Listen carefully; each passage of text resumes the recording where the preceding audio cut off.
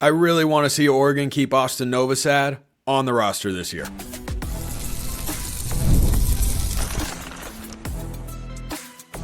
You are Locked On Ducks, your daily podcast on the Oregon Ducks, part of the Locked On Podcast Network, your team every day. Yes, it is that time once again for Locked On Ducks. I'm your host, Spencer McLaughlin. Thank you so much for making this your first listen or your first view of the day, part of the Locked On Podcast Network, your team every day and your number one source to stay up to date with the Ducks and Jackson Cantwell news. It is looking pretty good for the top offensive tackle in the class of 2026. How can basketball build a roster like the one that went to the Final Four? That's all on today's show, which is brought to you by our friends over at Game Time. Download the Game Time app, create an account, and use code LOCKEDONCollege for $20 off your first purchase. So the transfer portal opens tomorrow. Will Oregon be busy? I don't think so. I don't think they necessarily need to be. That's for tomorrow. For today's show, I want to talk about Austin Novosad because I would really hate to see him enter the portal come tomorrow. And if you think this is out of the realm of possibility, I give to you Nico Iamaleava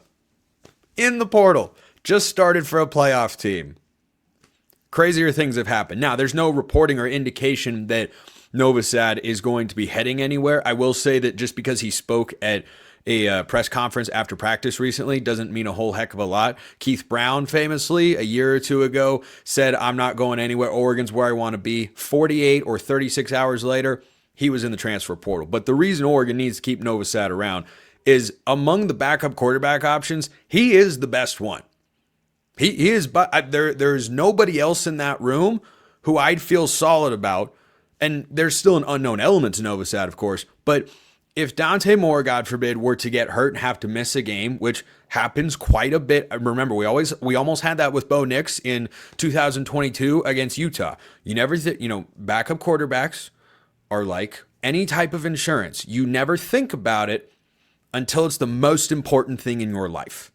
And you have to have it. And so if Dante Moore got dinged up and had to miss a game or two, I wouldn't feel great about Oregon's chances to go out there with Luke Moga at quarterback going into his second year or Achilles Smith Jr., who's a true freshman. Those two options, that feels a little too Jeff Locke, Taylor Alley-esque for my liking. So Novosad has not thrown a high number of passes, has not been in stressful situations, has not had an abundance of opportunities to play so far.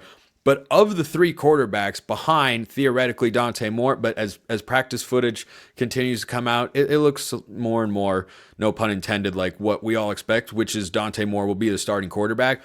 Novosad's going into his third year. He's only known Will Stein. He is by far the best chance Oregon has to win a football game if Dante Moore, for whatever reason, isn't able to play. Now, the good news, of course, is I expect Oregon's offensive line to be good, so Dante Moore shouldn't be getting hit too often this year, but still, crazy things could happen. Vernon Adams had to miss games that year because he threw a pass and hit a helmet on the follow-through. Like, wild stuff like that can happen.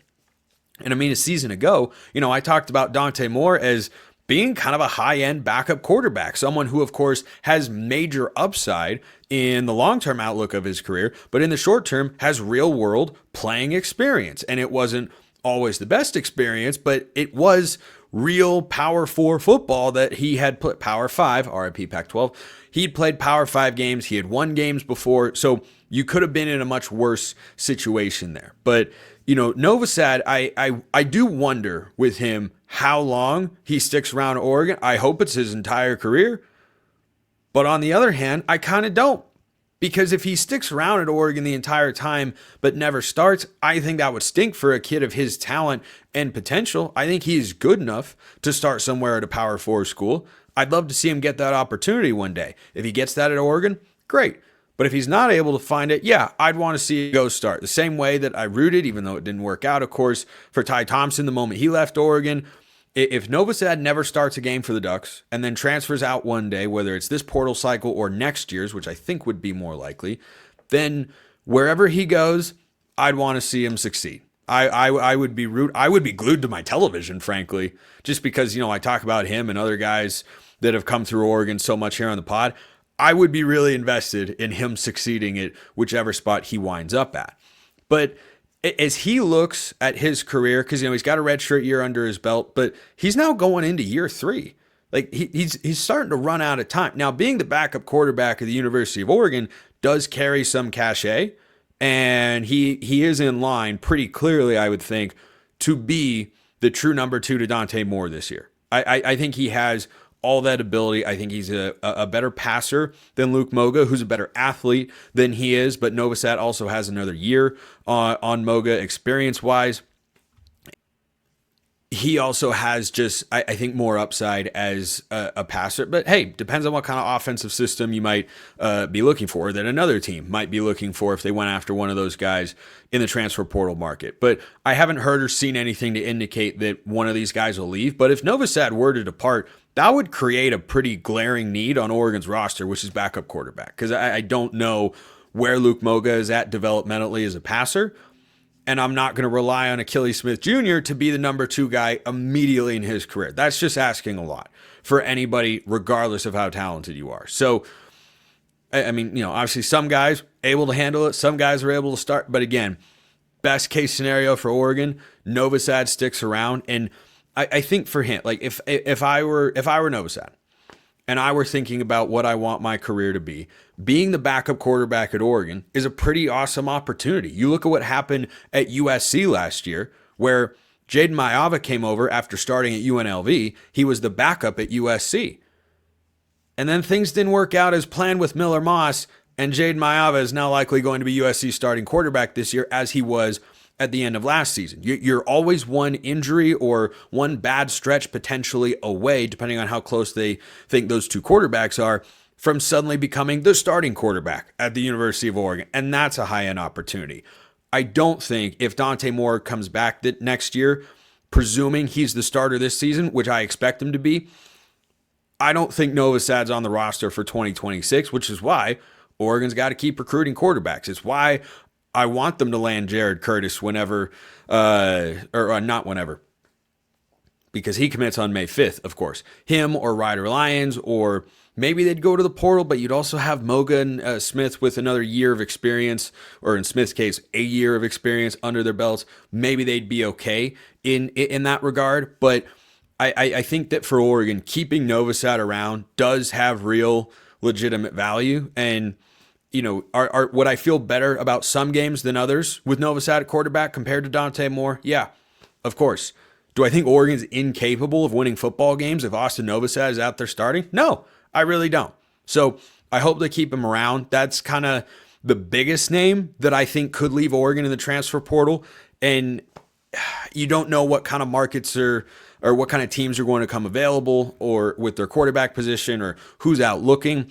And one of you sent me a question about whether the Tennessee quarterback vacancy would affect Austin Novosad.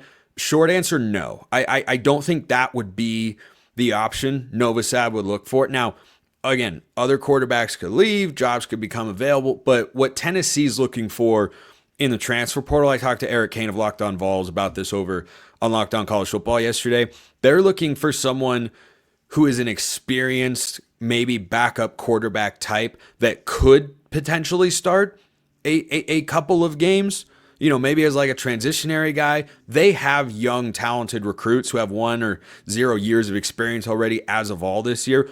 I don't think that's a place where Novosad would go. I think you'd be looking at a place that has a quarterback injury, or maybe a high-end G5 that had a quarterback transfer out.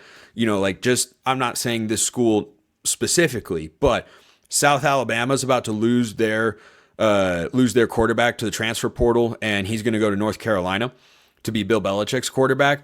That's just an example stylistically. I'm not saying that school specifically, but just stylistically, situation-wise, that's what I think could emerge potentially as an opportunity for him. But he doesn't really have that much to put on film right now either, and he'd get more of that if he plays out this season as Oregon's backup. So I really hope he sticks around for his sake and for Oregon's sake. I think that works out really well, but much crazier things have happened in the transfer portal. Let me know your thoughts in the comments below. Hit me up on Twitter, all that good stuff.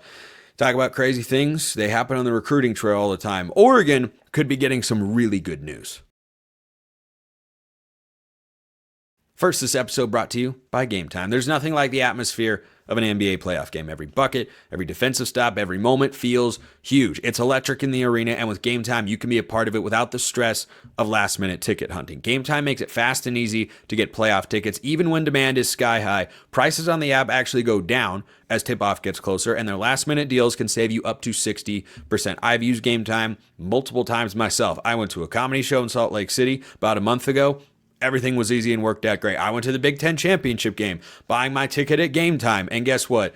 It was really easy, and it all went down exactly how I was hoping. So if you're wanting to get a ticket to anything that's around you, go check out Game Time. Take the guesswork out of buying tickets with Game Time. Download the Game Time app, create an account, use code LOCKEDONCollege for $20 off your first purchase. Terms apply. Again, create an account, redeem code LOCKEDONCOLLEGE for $20 off. Download Game Time today. Last minute tickets, lowest price guaranteed. If you're looking for good recruiting news, might be on the way. So, number one offensive tackle by most services, Jackson Cantwell, he thinks he's nearing a decision. That's what he keeps saying. He has declared it multiple times on Twitter, and I tell you, Oregon can't be trending any better right now. That guarantees absolutely nothing, of course. So he's cut his choices down to 4 schools. You've got, it's kind of funny it's these 4 because Oregon fans have some sort of connection, positive or negative, with all of them. You've got Georgia, 2022, where Lanning came from. Ohio State, don't need to say anymore. Miami, Mario Cristobal. How about that? How about that list? And then Oregon, of course, in the fold. So the reason I say Oregon appears to be in a really good position here, which, again, guarantees nothing, but if you're just looking for something to be interested in on the recruiting trail right here, right now, or something to maybe get excited about because it looks good from afar, this is the guy to know if you're a Duck fan, because Oregon spring game is April 26th. That is next week, next Saturday. And he's going to not only visit that day, he's also reportedly going to commit on April 30th. So he's going to go to Oregon spring game for an official visit, and 4 days later, pick his school. He has been adamant on social media that he's close to making a decision, that he's nearing, he's got all the information he needs and all that sort of stuff. We'll see if he's a guy that commits and shuts down his recruitment, whether that's to Oregon or not. But about 2 weeks from now, one of the top overall players in 2026 is going to come off the board, and it'll be 4 days after he goes to the spring game. So if you're listening to or watching this show and considering, should I go to the spring game?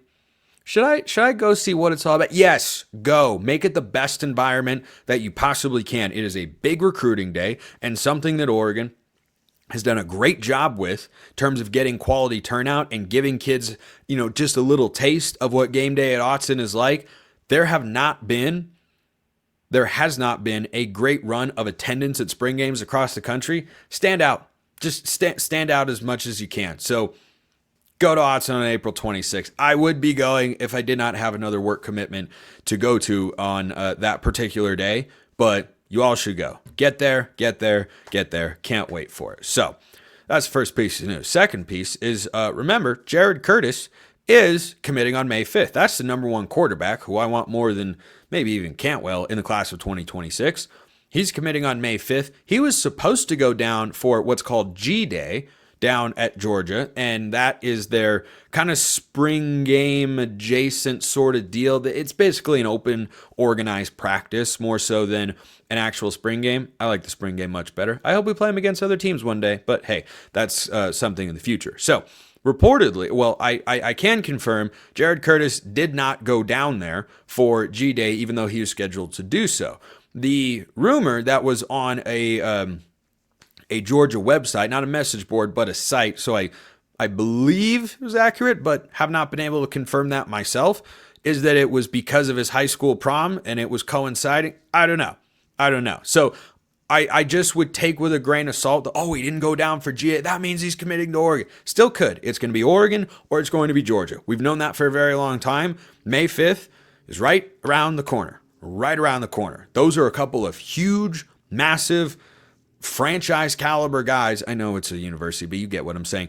Those are foundational pieces for Oregon looking to the future with Dan Lanning and company at the helm. So those are the two biggest names that right now are out there who are in a position to pick Oregon, could go elsewhere. We'll just have to wait and see. But I feel solid based on all the information I've compiled to this point, saying Oregon's going to get one of those guys. I'd be surprised and frankly a little disappointed if they went 0 for 2. The smoke is not quite as profound with Emmanuel Iheanacho, who is a 5-star offensive lineman. There are a lot of great offensive tackles in this class, and Oregon has already got one in Cody Green. Would love for them to get a second. Right now, Cantwell appears to be a lot more likely than Iheanacho, who might wind up at Maryland, our Big Ten brethren, because, well, that's college football nowadays. So those are the names that I have brought up before. Couple of names to know as well. Another one who I've mentioned previously, Brandon Arrington. So he also is going to make his way to Eugene for the spring game. This is a 5-star in the class of 2026. USC is among the schools heavily involved for him. Wide receiver, defensive back type. He could be a Travis Hunter type. I don't know that he has the same expectations that Hunter did, who was, I think, the number 1 overall player in his class back in 2022. But he is someone who has the ability to play both corner and receiver and do so at a high level. 5-star athlete, and USC's been after him hard for quite a long time. That's going to be a big battle. I don't know exactly how involved other schools are. I know that Oregon and USC are big in his recruitment. I think there are a couple other schools that will have a good chance to land him. But Brandon Arrington is a name to know. Joey O'Brien, Kerry Adams, also on Oregon's radar. Joey O'Brien is an athlete. Kerry Adams is a defensive back. Just a couple of names to keep out there. And then Hayden Stepp, not someone I've mentioned on the show before. Defensive back, long defensive back, who is from Bishop Gorman, about 2.5 hours from where I am. He is listed 6'3.5", only a $175 according to 24/7. He's a 2027 recruit, but has already flown up to be. Recruiting's wild. That's just kind of the way that it goes. He's number 3 corner in the class of 27, but 6'3.5". For those of you who've said, well, Oregon needs more size, they need more height. Well, going after those sorts of guys, non-zero way to try and change that particular narrative, or just the reality on the ground with how big your secondary players are. But I wanted to close some secondary talk with this, bringing it back to recruits who are on Oregon's roster. I keep seeing Ife Obadegu's name pop up all over the place as frequently as it can, as Oregon's been going through practices and scrimmages and all that sort of stuff. I'll get to my position group preview for the secondary between now and next week when the spring game rolls around. But man, I just don't think it's an accident. I don't think anything that we have seen, because, as Eric Scopel said recently here on the show, like the information the media get at Oregon for spring ball is not as expansive as what some other places have. And in terms of the amount of video they can shoot, information they get, and Lanning's not, always the most talkative guy. Like, I just keep seeing Ife Obadegu all over the place. So maybe that means nothing, but last time that I tried to read between the tea leaves on, a player being put in promotional content or being out there on socials a good amount, it was Jackson Shellstad as a true freshman. Worked out pretty well. I just don't think media-wise anything is done accidentally. Videos are out there of Decorian Moore catching a pass from Dante Moore. Think that's an accident? I don't think so. I don't think that's a coincidence. So, names to keep an eye on, and we'll see what happens come the spring game on the 26th. By then, will Oregon basketball have added another transfer? Maybe, but maybe not. First, this episode brought to you by Monarch Money. Ever check your bank account and wonder, where did all my money go between dining out, online shopping, and entertainment? It's easy to lose track. That's where Monarch Money comes in, your personal CFO, giving you full visibility and control over your finances. Monarch Money isn't just a budgeting app. It's a complete financial command center. You can track all your accounts, investments, and spending in one place, so you stop just managing your money and you start building wealth. All-in-one convenience is what they're all about. Instead of juggling multiple apps, you can use Monarch to check your finances, track spending, and even plan long-term goals. Take control of your finances with Monarch Money. Use code LOCKEDONCollege at monarchmoney.com for 50% off your first year. That's monarchmoney.com, code LOCKEDONCollege for half off your first year, monarchmoney.com. So let's wrap up today's show with a mailbag question. YouTube comments, Twitter, great ways to get in the mailbag. You can become a Locked On Ducks insider as well. Link in the description below. You can get a free 14-day trial. You get priority mailbag access, a bunch of other perks as well. So this question came from Jeremiah. Love a good basketball question. Don't get as many, but always here for the hoops questions because there are a lot of questions around this Oregon team right now. Jeremiah asks, question for the show, do you think Oregon basketball will ever have a roster like the Final Four team, a blend of experience and NBA talent? I think they can. I don't see any reason why they're incapable of doing that. Dana Altman's approach has not changed. His ability to recruit big-time players from the high school ranks has clearly continued, as evidenced by Jackson Shellstad and KJ Evans and Mookie Cook coming in the same high school class. Cook, of course, has since transferred to San Francisco because he wasn't going to be able to find significant playing time, particularly on offense, for Oregon going into next year. But that aspect hasn't really departed. Now, each cycle's different. This 2025 class at the moment has got one player, not a super highly touted recruit. It's going to be a portal-heavy roster. That's why they've brought in 3 guys, in addition to Shellstad and Evans, who are back. You've got Des Lindsey coming off an injury, a former JUCO guy, athletic small forward who can shoot the 3-ball solidly. At least he did at his previous school. You're waiting to hear on Nate Biddle. Bring in Miles Goodman from Penn State as a big man. You bring in Devon Pryor from Texas. You bring in TK Simpkins from Elon. None of those guys have proven power forward production, which is why that's where I don't think Oregon basketball has added its biggest transfer yet. So for this particular season, maybe not. Maybe not on, can they build a roster as good as that Final Four team? One that had Peyton Pritchard as the starting point guard, Dylan Edis as a wily veteran on who just kind of did everything solidly, but nothing exceptionally. Like, he was just a good player across the board. Dylan Brooks, who was the alpha, Tyler Dorsey, who was an insane scorer, Jordan Bell, and Chris Boucher, elite shot blockers, and Boucher could also shoot the ball. And then you had some solid bench guys like Cavell Bigby Williams and Casey Benson. So can they build that sort of roster? Why the heck not? Are they going to be able to do it for next year? That depends on what their portal moves look like here in the next couple of months. And yes, I said months because they are not going, if you look at what their timeline was last year for adding transfers, the latest guy they added, Supreme Cook, was like June 10th, right? Kind of like middle of June or so. And he had a role in this year's Oregon team. So I think with the advent of the transfer portal, it's different. It is certainly different, but Dana's not new to bringing in transfer guys because he's always brought in JUCO players. He's always found players from those ranks he feel like can come in and help the Ducks, and they have time and time again. So I think what you're looking at is this season. No, I don't think they can build a roster that good, but the underlying aspects of the program and of the coaching staff, yeah, I don't see why not. I don't have any reason to believe they are uncompetitive in the NIL space.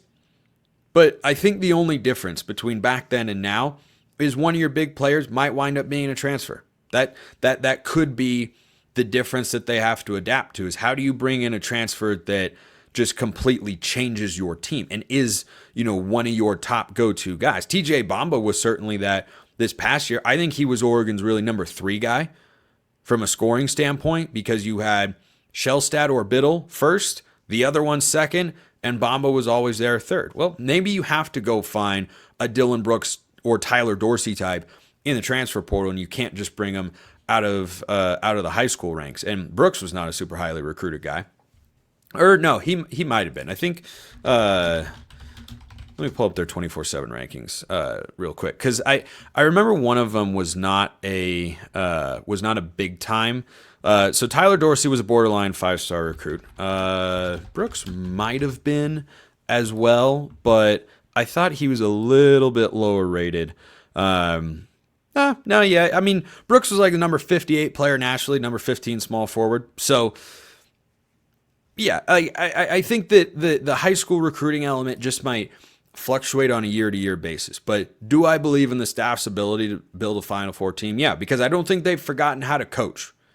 I don't think that they have forgotten that part of it. I don't think they've been unable to adapt to the modern landscape of college basketball. There might be, some evolving, with the portal. But again, they brought in 2 guys last year, and I think Angel faded in the second half of the season, but was overall good.